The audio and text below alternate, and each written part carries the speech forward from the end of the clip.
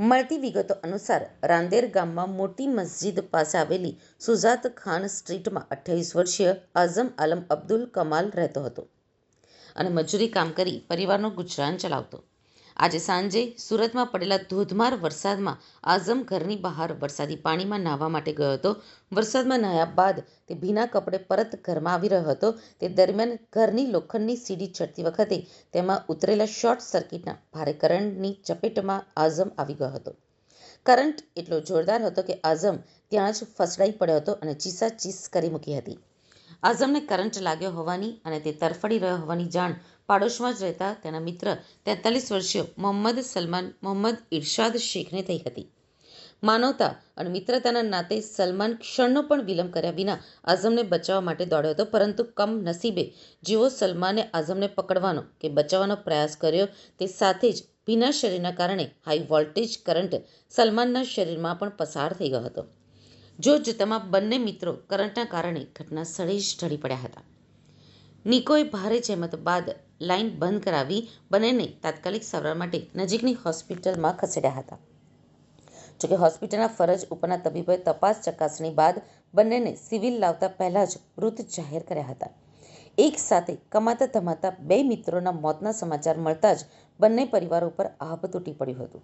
મૃતકની પત્ની અને બાળકોના આક્રંદથી હોસ્પિટલ परिसर ધ્રુંજી उठ्યું હતું. खान स्टेडियम में वहाँ पे असल बात भाई पहले भी करंट आते थे तो मकान मालिक को हम लोग बोले कि दादरों में करंट आते हैं, फिर उन लोग ने कुछ नहीं सुने.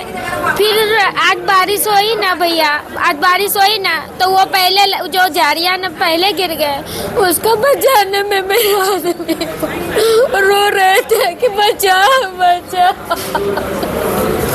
कितने टाइम से नहीं करंट आता है?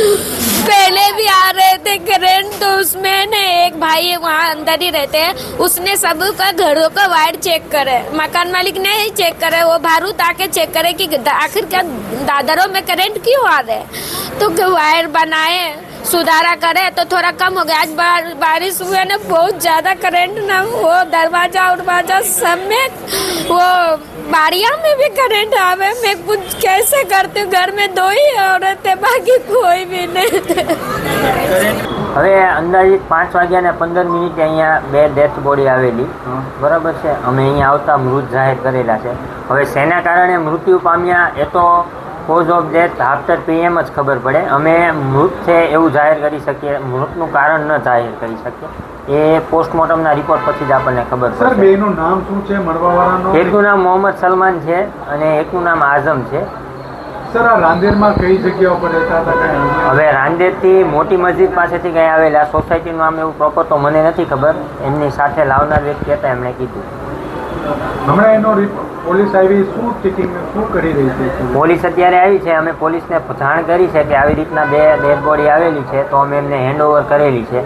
હવે આગળની પ્રોસિજર શું છે એ તો પોલીસવાળા જાણે, પોલીસવાળા આગળ કરશે. મોતનું કારણ શું છે એ પ્રોપર ઇન્વેસ્ટિગેટ થાય પછી અપાશે.